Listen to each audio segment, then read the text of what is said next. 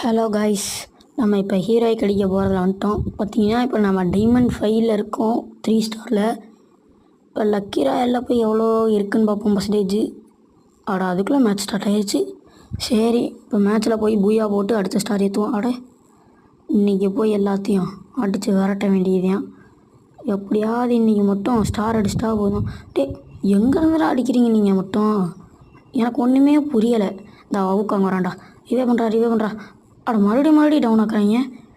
என்னடா என்னை மாற்றி ரிவே பண்ணுறதா வேலையாக வச்சுருக்கீங்களா? இல்லை, எனக்கு புரியலை.